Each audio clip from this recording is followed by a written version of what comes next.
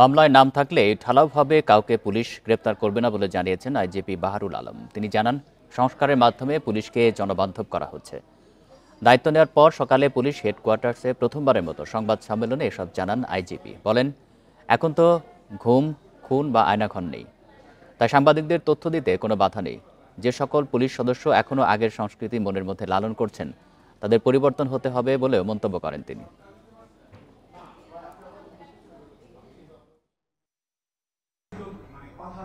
বৈষম্য বিরোধী আন্দোলন থেকে উদ্ভূত অনেক ঘটনায় অনেক মামলা হয়েছে এবং কোনো কোনো মামলায় অনেক অ্যাকিউজ বা আসামির সংখ্যা অনেক, যার মধ্যে অনেক নিরীহ লোকজন রয়েছে। আপনারা সরাসরি পুলিশের কাছে আসুন।